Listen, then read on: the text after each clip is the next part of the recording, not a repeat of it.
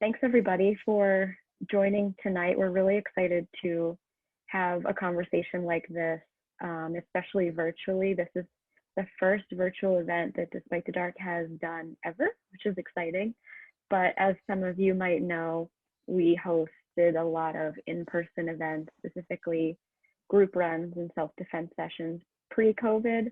With the shift in the world, a lot of people are taking on virtual events, and that's safest for us right now. So we thought a great way to continue conversations would be by having a panel with a few experts on the subject of campus topics. So the two experts we have tonight are coming at you live from their universities, but we're really excited to have a panel on campus safety, especially as it relates to campus safety at night.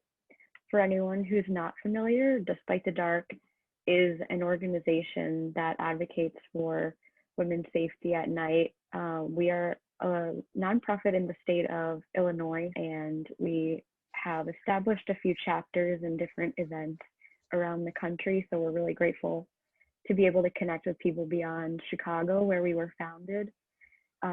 We originally started as an internship project started by 4 women who were asked to create a campaign at an advertising agency around an issue that they face every day. So one thing that the 4 of us realized was that as women, we have a lot of fears when it comes to being outside after dark, whether it's on a run or going to take the trash out. So the first reaction that we had was to focus on women's running at night. So we hosted our first event as a group run after dark and started to build a following with runners, and then started to expand our reach and our mission beyond just that community to reach more women and men who had either resonated with this issue and experienced fear or unfortunate situations after dark, or who had siblings or friends or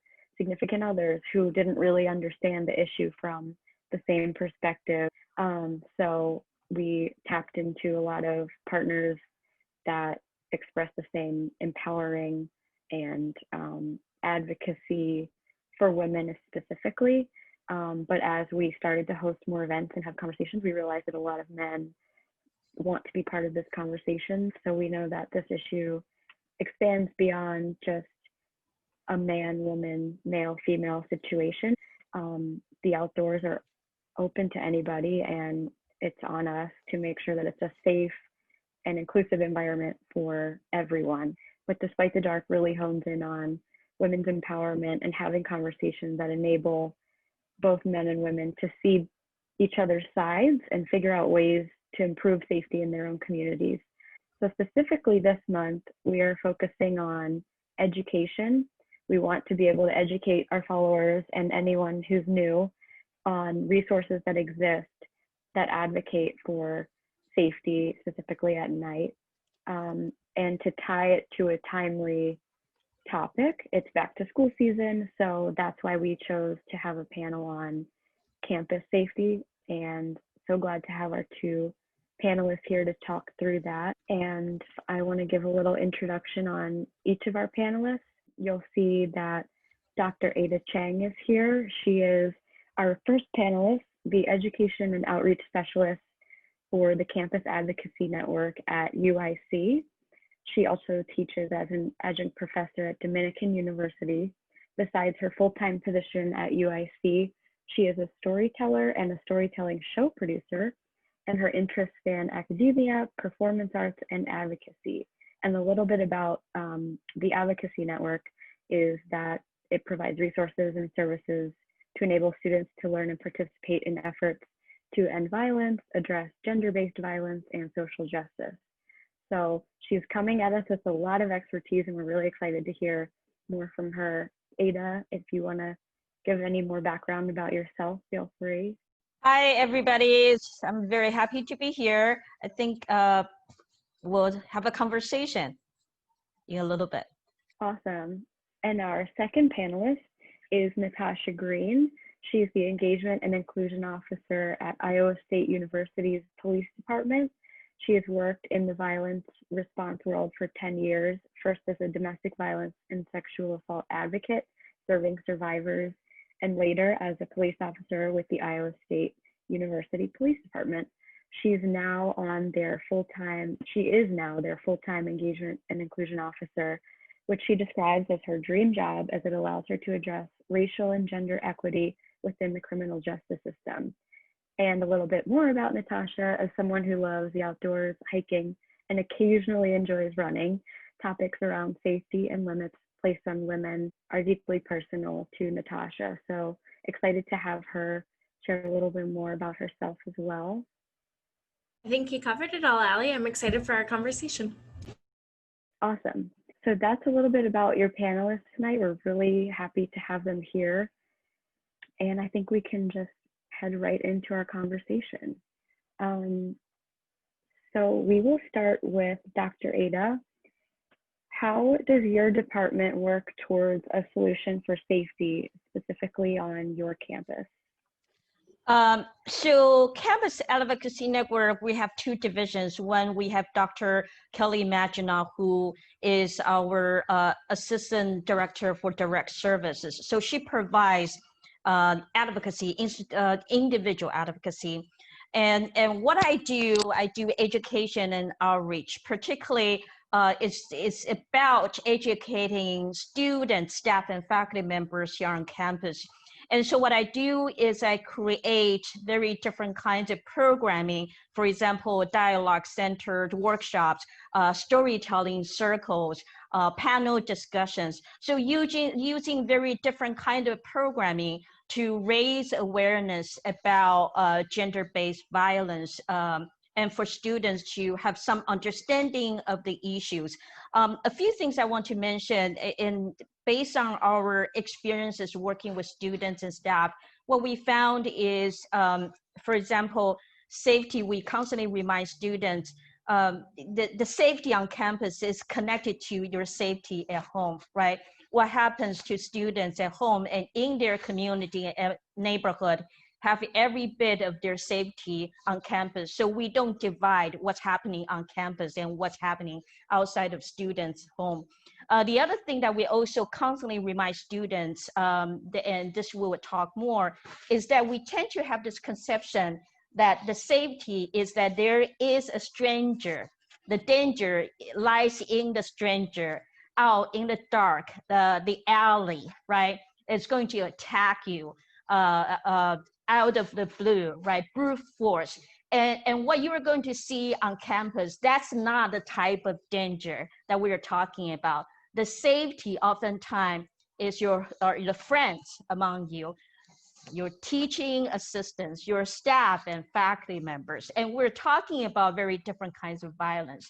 And so we remind students the safety to protect yourself, ensure safety, that the first thing to do is really to deconstruct the myth that it is about a stranger out there in the dark exercising brute force, but looking at how gender-based violence is so normalized, right, in the academic setting. Definitely. I think that's a great point to bring up about maybe two specific ways that violence can come into your life. Is a lot of times when people hear Despite the Dark is an advocacy group for runners at night, it is thinking about a stranger out on the trail. But we know that that issue is rooted in a deeper conversation about society and why is it okay for someone to be out there giving you that fear.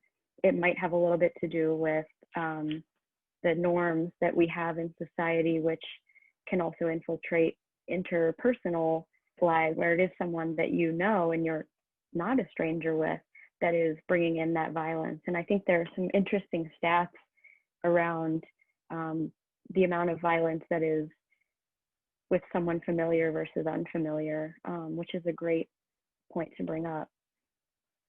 Similarly, Natasha, what are some ways that your department obviously works to advocate and improve safety across a bunch of different topics, but specifically for women's safety and safety on campus? Are there some ways that your department advocates for students? Absolutely. I think actually echoing what Dr. Cheng said, a lot of what we do is really help students understand the myths or fears that they might have around their safety, and then also the realities. And so we always talk about campus is not a bubble. Any campus that tells you there's no crime and no violence is a campus you run from, because they are not accurately assessing what's going on in their community, and they're not accurately communicating, hey, these are the realities in every facet of our society. We are a society that is plagued by cissexism and by racism and homophobia. And if we can't address those things and we can't name them, then we have no business going anywhere outside of that safety conversation. And I often think about our role, people think of us as public safety, but really we're needed when something's already happened. It's already too late. And so we work in a lot of partnerships with other departments on campus to provide information and resources, as well as tools that people can use. So any of the safety information we share tonight, I just want people to view as tools that they can choose to use in a moment if they are feeling anxiety or they're feeling some kind of fear, but also knowing that they don't have to choose any of those tools, and that's still okay.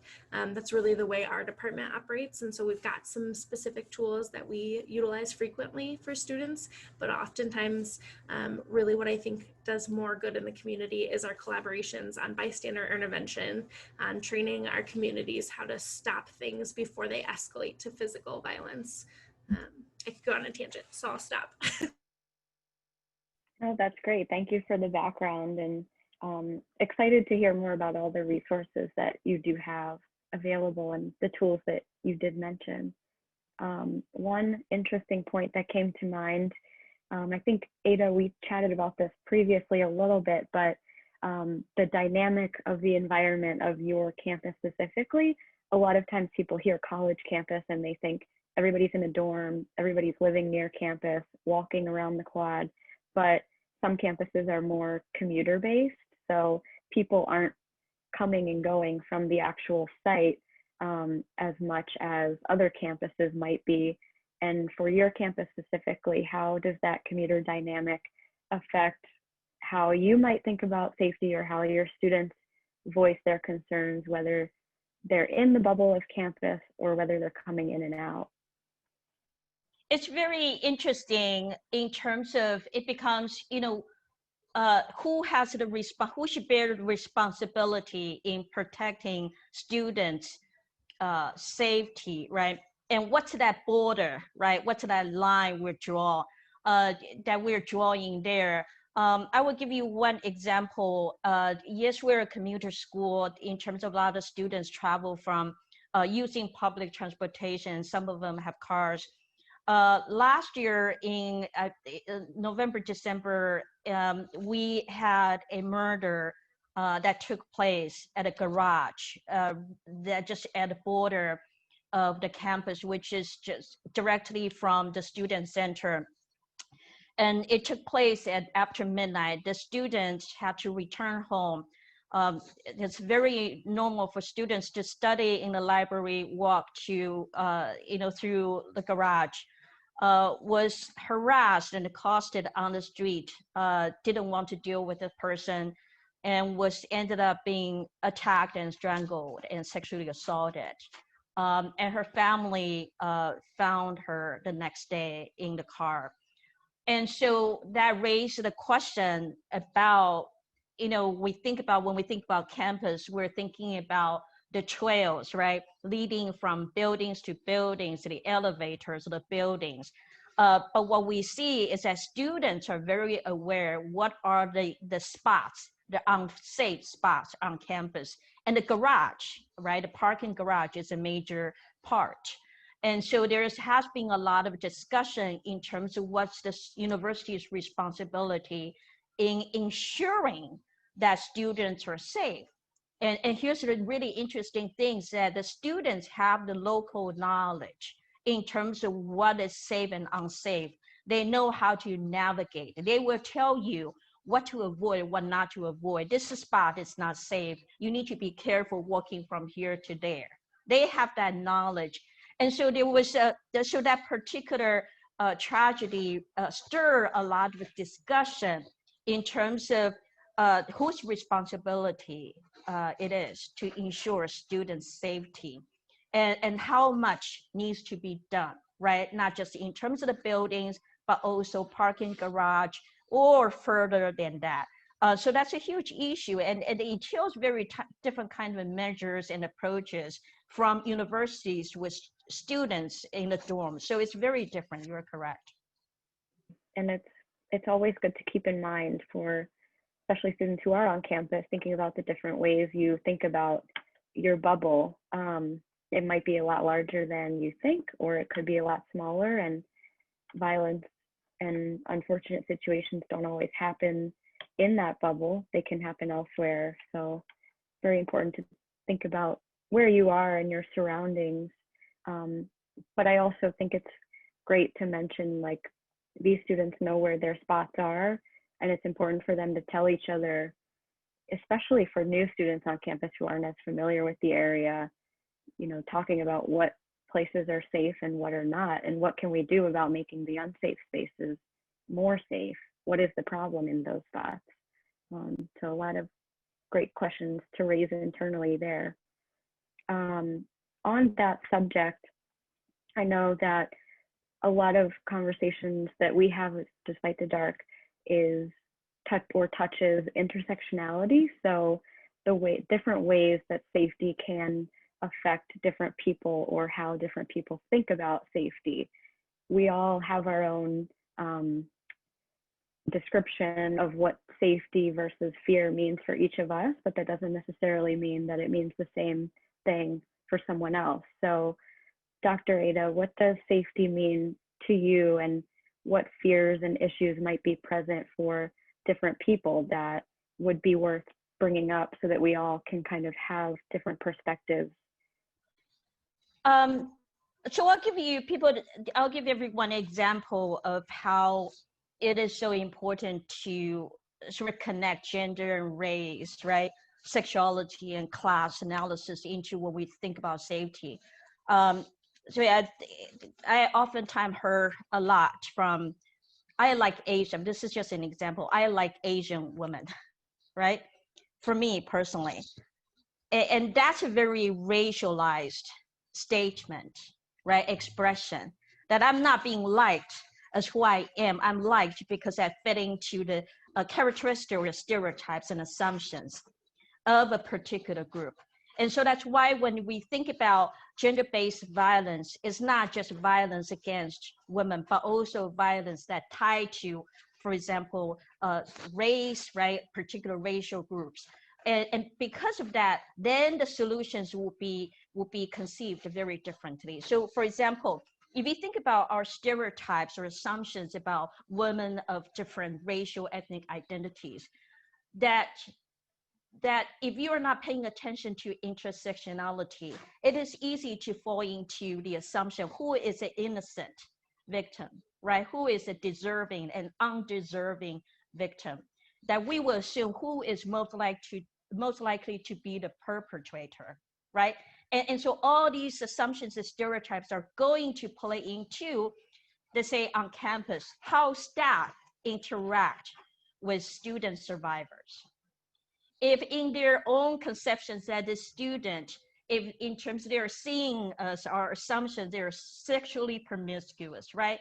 They're sexually exotic. I mean, these are the standard narrative about this particular group of women.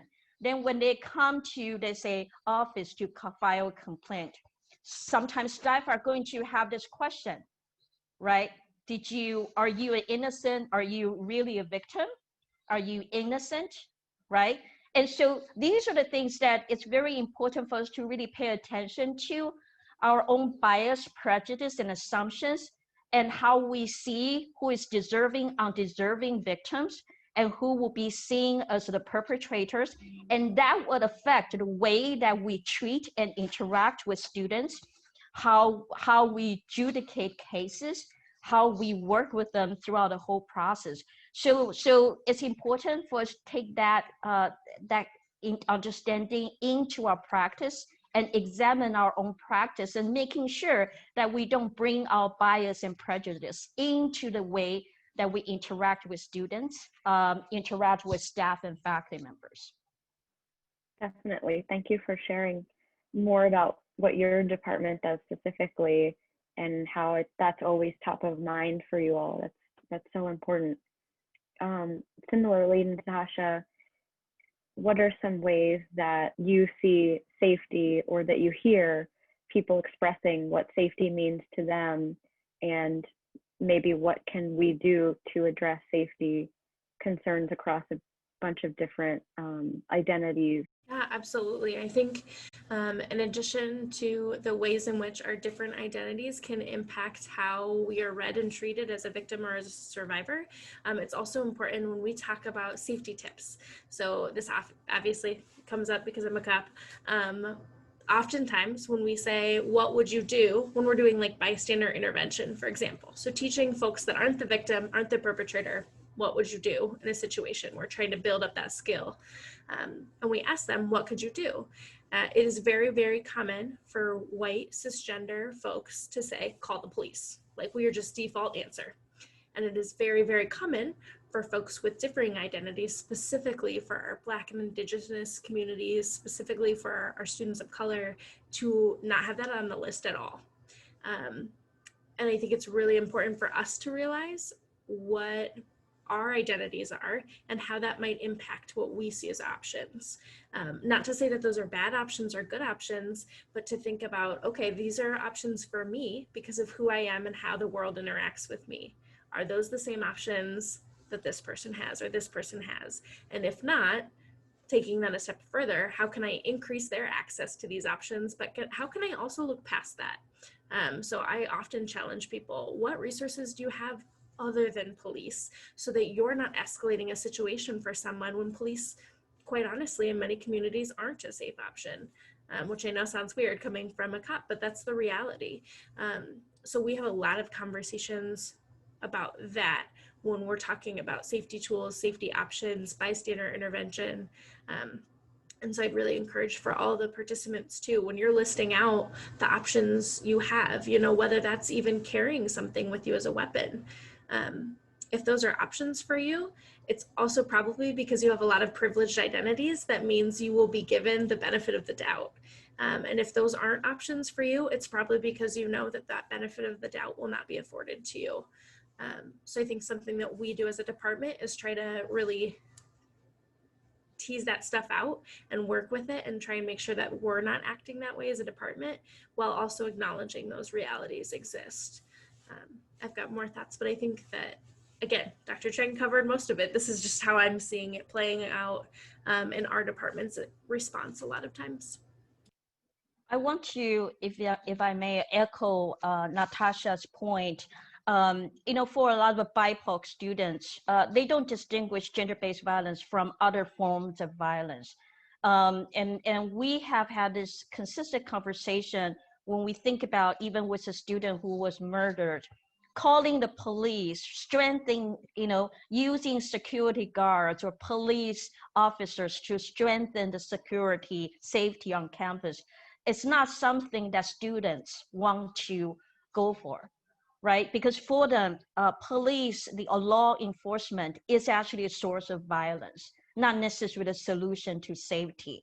And so that's very important for us to think about. For those of us who are on campus, then what other alternatives do we have beyond police officers, right? Because that can be the solution.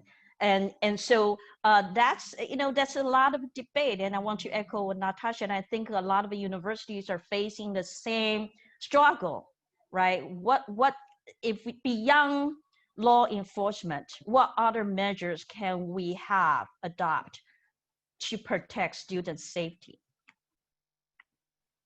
Definitely. And thank you, Natasha, for sharing that perspective. And I think it's so important that you personally, but also your department, recognizes that a safety option is not a one and done deal for a lot of people. Like having law enforcement intervene can go two ways if it's in the mind of someone from different identities. So I think it's really important that you acknowledge that, and that you are passionate about bringing that access to safety, whether it's through you or through something else or somebody else on your campus, that everybody deserves to have access to feeling safe, feeling open on campus, where they live, in their home, even if they're not in their home, if they're on vacation or visiting another campus, you deserve to feel safe there. And I know, obviously, you all can see I'm a white woman. I have a lot of privilege in that identity.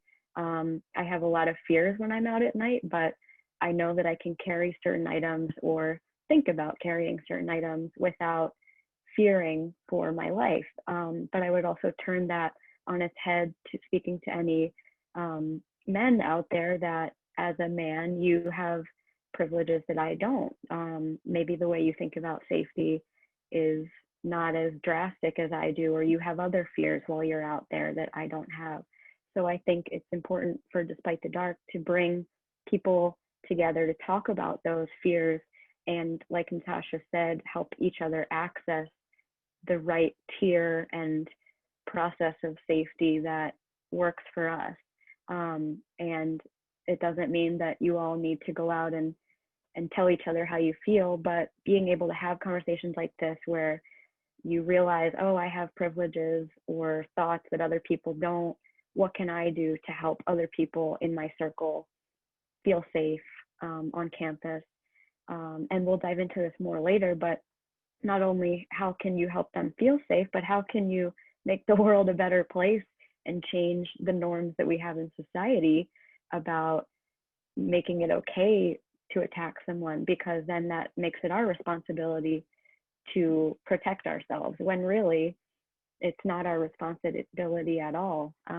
So I think those are a lot of great points that I'm thankful we're bringing up here.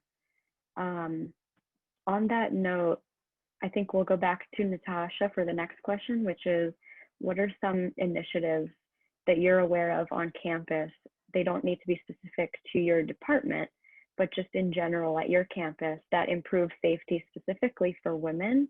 And the goal with this question is to share out to other members of different universities what exists there that maybe they don't have or maybe they have in common. Yeah, absolutely. So a couple of initiatives real quickly. Luckily, we're at a place, or I'm at a place where I have a lot of amazing colleagues at Iowa State who are doing really phenomenal work in this area, in violence prevention and reducing risk for all students. And I think some of the programs that come to mind for me are Green Dot, which is our bystander intervention programming on campus. If your school doesn't have Green Dot, some really common other ones are MVP. I'm trying to think of some of the other big name ones. I'm sure there are more we can throw in the chat too, but really empowering the whole community to be a part of the safety solution. So really looking beyond that binary perpetrator-victim mindset. And they do a lot of really great work and really evidence-based practice on how do we get people to the point where they feel comfortable doing something. Because we can talk all day long about how it's important, and then no one feels comfortable doing it. So they do a lot of skill building. And then I think there are a lot of departments across campus, actually academic departments, that are doing a lot of work with students and our community members on really figuring out what's happening societally, that we're creating these spaces where women, trans folks, the genderqueer community don't feel comfortable being outside at night. So just like this conversation is important, having those conversations actually in the classroom, whether they're talking about biology or they're talking about engineering, having these conversations too. We're seeing that happen across campus and broadening everybody's understanding. And then some like specific tool-based stuff. So we've got programs for folks so that they can get rides if they do feel uncomfortable walking, but that's still not stopping the root issue. So I kind of look at it as like a multifaceted approach. So if systemic gendered violence is this pyramid, we've got strategies kind of trying to dismantle at every level instead of just attacking the top or the bottom of the pyramid, if that makes sense.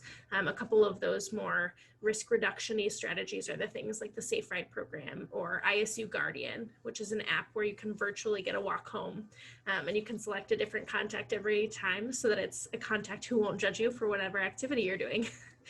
handy. So just different tools like that that aren't as like theoretical and systemical. They're more the practical, in the meantime, tools.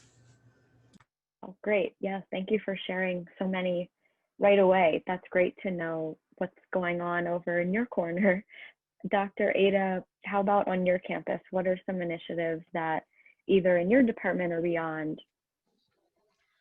One of the things, I mean, very similarly to Natasha's school, the concrete in terms of the app, the safety measure, the bystander training, all the workshop. But there's one thing that is really important for me is the issue of toxic masculinity. That is a particular, these are two very different conversations, right? One is about eradicating gender-based violence, but that really doesn't dig deep enough to the root of the problem. What we are having is a culture of toxic masculinity. But saying that is also to point out men can be victims and survivors as well. I want to point that out, be very clear. But it is to say that we have a culture of toxic masculinity where we normalize rape culture, right? So young men on campus sort of buy into certain sort of ideology and culture of masculinity without really realizing what they're doing. And so examining toxic masculinity and how it supports rape culture, that's a conversation that we also have with people on campus as well at UIC. And that's a very important and necessary conversation that I have had since I started this position last year. And that's a very different conversation from gender-based violence, and that's specifically about toxic masculinity. Yeah, thank you for bringing up that point as well. And definitely for Despite the Dark and our purposes, these are all conversations that we want to dive into for hours and hours, but it's interesting and important to think about it as separate from, women's safety and what are people providing to help and protect women versus what are we doing to really better our society. And I'm glad that we're bringing up that question so that people can think about it and talk with each other outside of this conversation in their own circles. Shifting a little bit into safety during a pandemic, which is the title of our event. Obviously, this year is very different with virtual learning and even virtual event like we're doing right now. How are the safety processes in each of your departments, whether that is literal safety outside protecting people, or if that's the events that you're having and the conversations that you're having? How are those different this year than last year? And the goal here is, what should people who are looking to improve their own safety or protect themselves or access resources if they need it, where can they go or should they go on their campus? And I think we can start with Natasha.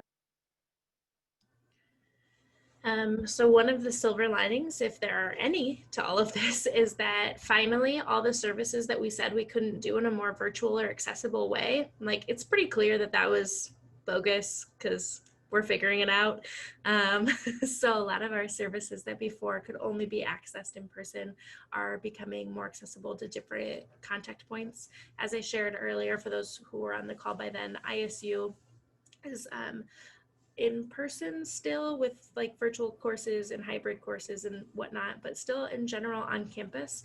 And so we have face-to-face options with a lot of safety precautions in place. So like our Safe Ride program just restarted again, where we're back to offering rides through that program for free, but a lot of our contact is still virtual, and that's because we know that that is much less risk than any in-person option, no matter how many masks we wear. So that's kind of what it's looking like for us. And most of the services on campus that I already mentioned from other departments are accessible virtually for students. Self-defense is something we're still figuring out. For those who are wanting that as an empowerment option, we're trying to figure out a way to do that in a safe way, because that hands-on practice is really what builds your confidence with it. So we haven't navigated that yet, but we're working on it. Appreciate you bringing that up, because I personally, as a member of Despite the Dark who has hosted self-defense sessions, have not yet figured out how to make that not physical and in person. So I think if anyone has ideas, feel free to drop them in the chat, but that's an ongoing goal for our group as well, is how can we do that practice when we're not in person. Dr. Ada, would you like to share more about how you've shifted virtually? It's been tough.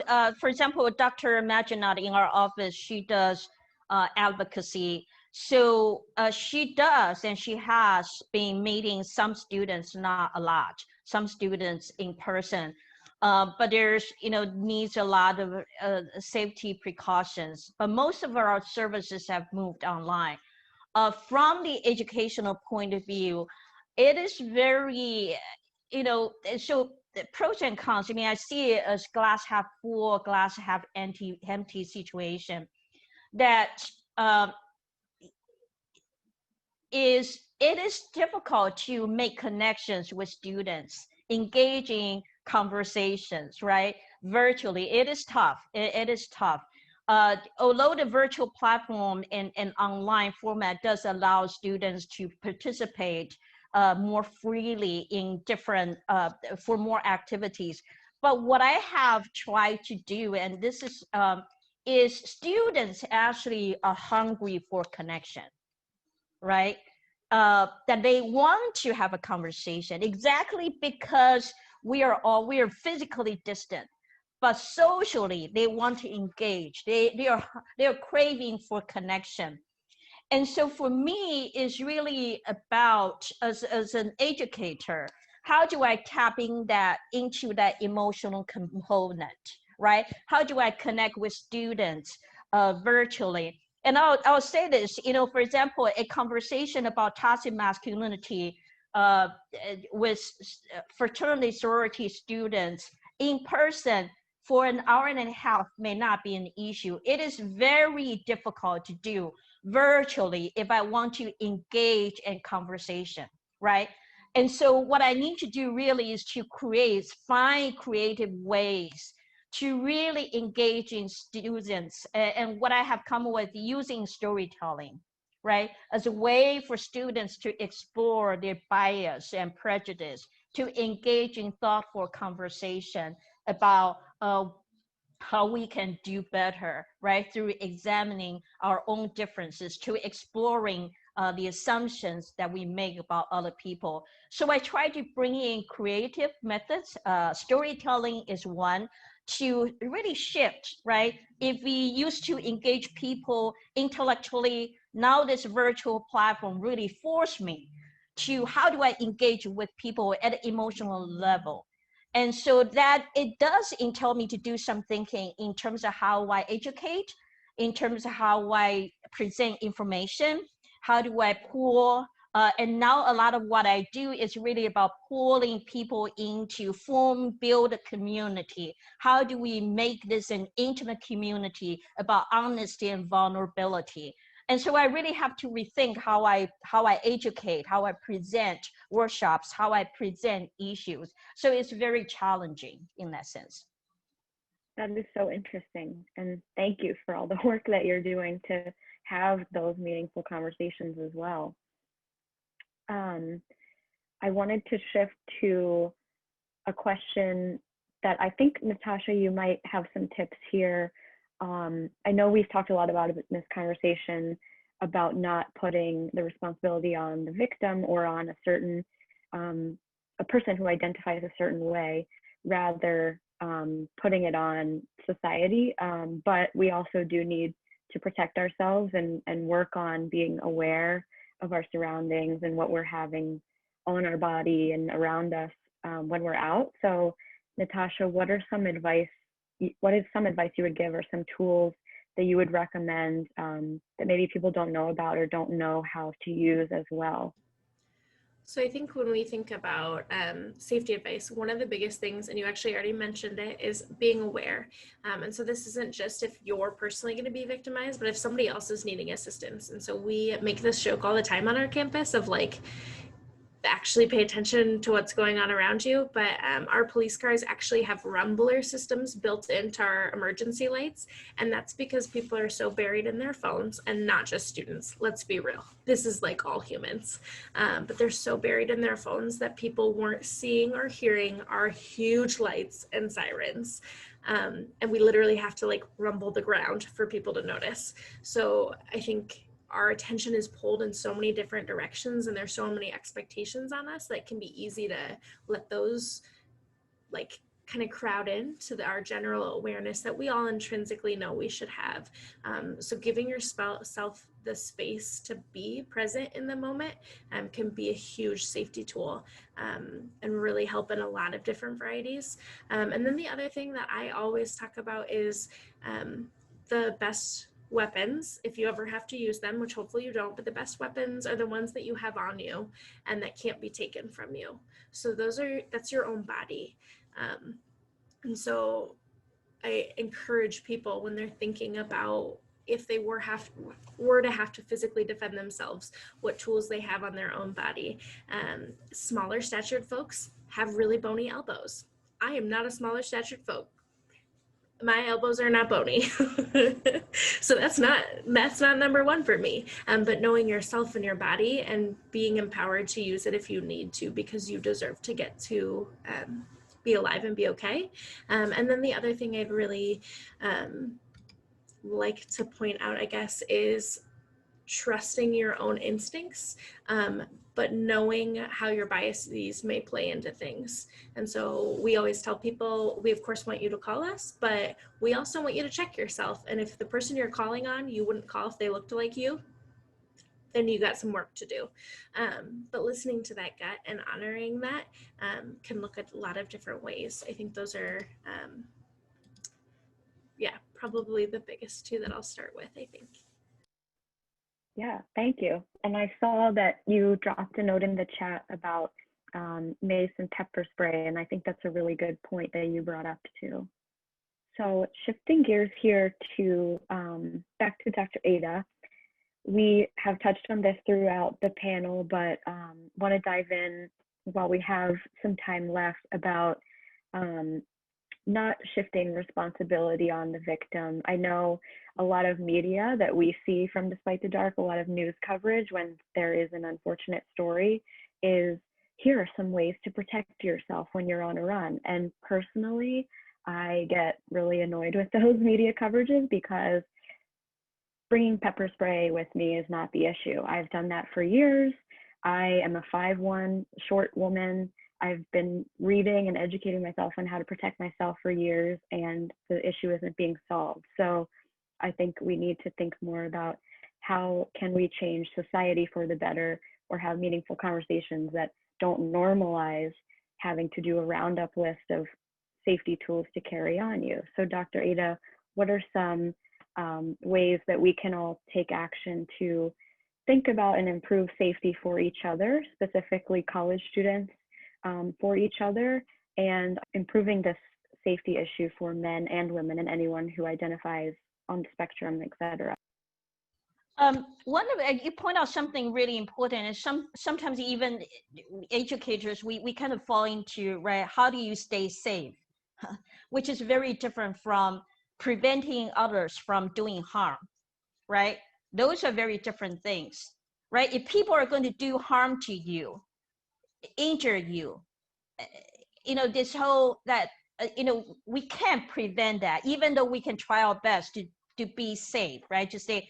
And so part of it is that we are also constantly, I also have to really be careful in terms of the way I use language, right?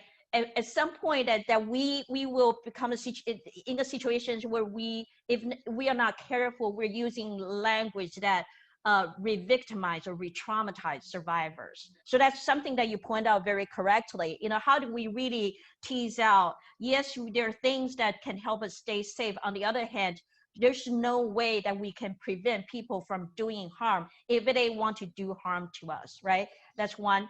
And so, you know, on top of all the safety measures and Natasha that point out, one of the things really for me as an educator is there are two things that sort of come to my mind. One is every Tuesday, I work with fraternity and sorority brothers and members, and on issues specifically on toxic masculinity and how to maintain healthy relationship, rape culture, bystander intervention training, that I specifically work with groups on campus that have had history or history of sexual assault in the organizations. And so we want to specifically work with them and to dig deep into the root of the problem and help them examine their own organizational culture, right? So they can and act from within to change their own culture. So when I work with fraternity members, sorority members, all of them, is hoping that they will become agents of change, right? They understand issue about toxic masculinity and they want to change. And they know that they are the best influencers to their friends. And so that's really important that when we think about change, it's not us doing the work. We want to make sure that students are the agents of change, right? And so that's something that I want to do is how do we empower students and work with them so they are the initiator and agents of change themselves, so they can change their own organizational culture and the university culture as a whole. The other thing that is, it applied to undergraduate students, but more specifically about graduate students. Earlier, we're talking about the violence, gender-based violence. It's not just limited to strangers. And so, for example, issue of sexual harassment between faculty members and students, particularly graduate students, is one of the major concerns on campus. And when we talk to graduate students, their concern is not necessarily right, running out in the dark, facing strangers. Their concern sometimes the threat is from faculty members within the classroom.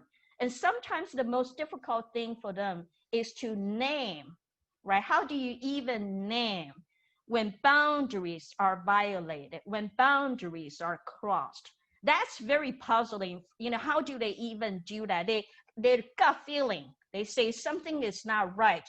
I know this is not, but I don't know how to name it because nothing is sexual on the surface, right? But here's the thing, you don't need to wait for things to get sexual, that there is the so-called grooming process, right? So what do you need to learn is how do you name the moment when boundaries are being crossed? And so that's a very different kind of work. You know, how do you tell students, you've got to trust your own gut feeling. You got to name it, because if you don't name it, you can't recognize the problem, right? And that's across the board, whether it is across the board for people of what gender. Unless you're able to name the problem, you can't solve the problem. And so one of the things that I'm working with graduate students is how do we name boundary violations? That you don't need to wait until something sexual to happen, you know, right? So how do you trust your gut feeling? How do you name the situation precisely as it is? And that's something that I'm working with students as well. Wow, that's very interesting, and definitely a lot of conversations that I think can come of that as well. So I want to give us time to address some questions that are in the chat. Nimbe, would you mind flagging one or two, and feel free to read them out, that the audience here wants us to address? So actually one of them was already sort of answered by Natasha, but I'll bring it up just for those who may not be able to look at the chat. So Julie asked, since many schools prohibit carrying mace on campus, how can a person protect themselves without getting in trouble with the school? I don't know, Natasha, if you'd like to just quickly go over what it is that you had put down as your answer? Sure. And I was kind of a jerk. I didn't directly answer that either. I was just doing side notes. So any tool, just caveat across the board, any tool is only as good as the training you use on that tool, whether it's your hands, your words, your elbows, a gun, mace, whatever it is. It's only as good as your training, first of all. But there are variety of tools. So I just listed some that nobody should be able to take away from you. And I know there are differing abilities, and I definitely don't want us to fall into some ableist traps around self-defense, but using your body in different ways. And if that is a question you have, reach out to me later and we will talk about it. But also knowing, for those of you who might not be able to see the chat, if you are going to use pepper spray, a couple things: know that the propellant does expire. Check and make sure it works regularly. Make sure you know where it is and it's accessible to you and how to use it. And make sure you've tested it once on yourself. Spray it into a cup, smell it. Make sure you don't have a severe reaction, because if you do, that's going to incapacitate you and make it so that you are much less safe than you were before you utilized it. Hopefully I covered that quick enough. Yeah, thank you. We do have just one more quick question by David. He's like, what's the role of students in keeping each other safe, and how can we advocate for our peers? Which I think we kind of we spoke on. Dr. Ada kind of went over, and so did Ali, but just if you had any last words. I do want to say this. I feel very ambivalent about this, and I'll tell you why. At this ceremony for the students who was murdered last year, and I had a serious conversation with students, male students, and male students say they say we will have buddy system. If my friend call me, I will walk with her, right? I will walk with them. I will keep them safe. I will walk them home, everything. But then in the back of my mind, I'm thinking, no, that's not your responsibility. It is, and it is not. It is, sure, we want to keep each other safe, but at what point it's also the institutional responsibility for student safety? Because I do not believe that a male student should have to walk with another, let's say, female student to the garage to ensure her safety, right, at night. And so for me is yes, we want to keep each other safe, and it's everybody. However, there's also the line to be drawn. When is it an institutional responsibility to ensure that the parking garage is safe, right, for people to walk to their car, right? That the buildings are safe, that students will not face any danger.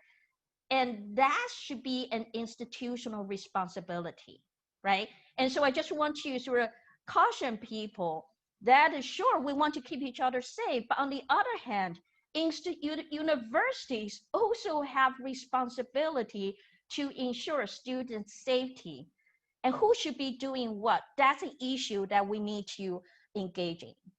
To build on that, I also think for anyone who's here who is a college student, or if you have a voice on a college campus, think about what our great panelists have said and told you about that's going on in their corners of the universe. And if that's not happening on your campus, or you have a better idea for what's going on your campus, bring it to somebody who has the authority to make a change, or get a group together to institute some kind of process or some kind of resource that will help you on your campus. I think that is a really good way to close out this panel and encourage people to take action to go on to wherever you guys are coming from, or if you know anyone who's in college specifically, think about ways you can talk to them to improve safety in their area and improve the institutional processes that they have. As some of you might know, some of you are new to our events, but at the end of every DTD event, we try to give a call to action. We try to send everybody home with something to do or change in their own circles. So for all of our attendees, it's what's one way you can have this conversation with somebody close to you, or like I said, somebody who you know is on a college campus. What's something you can do to make safety better for them? And then for our panelists, what are some things that you heard from each other that you want to bring back to your campus? Or if you're in a network with other universities that they might benefit from having. I think that's the whole point of Despite the Dark, is being that vehicle to connect people like you guys all together to make each other's worlds a better place. So that's really our mission at its root. But we're grateful to have everybody here who stands by that and who supports us, and whether it's women empowerment or night safety or running safety. Thank you all for being here. And if there are any questions or last remarks that the panelists want to share, feel free to go ahead. I just want to say thank you quick. Community caretaking is how we address a lot of this, and you all being here and being in space and community together is one example of that. So thank you. Thank you for being here. Thank you, everyone, for having me. Thank you for being here and working with young people. That I find they're the agents of change. So take this conversation back to your circle of friends. Engage in conversation about toxic masculinity. How everyone is in some way complicit, right, in violence. How do we do better for one another? We are all work in progress. Nobody's going to be perfect. But it is an ongoing process that everyone should feel invested in doing that. And all of you have that responsibility, right? And you can do that on your end. Definitely. That's a great call to action for everybody. Just for everyone's FYI, we'll send out a list via email, some resources that each of the panelists have shared with us, specifically on their campuses or even elsewhere. So be on the lookout for those and feel free to forward those to anyone that might benefit. Also, we always do a shameless plug to follow us on Instagram at Despite the Dark. That's where we have that's where our voice is mostly, all of our resources and upcoming events, all the things that we're doing, but it's also where we're most present if you have any questions. But thank you all for your time and for being here and being part of our first virtual event without any tech issues. I think it went pretty well. But otherwise, just really appreciate our panelists and our team for being here. And thank you all for attending. And stay safe.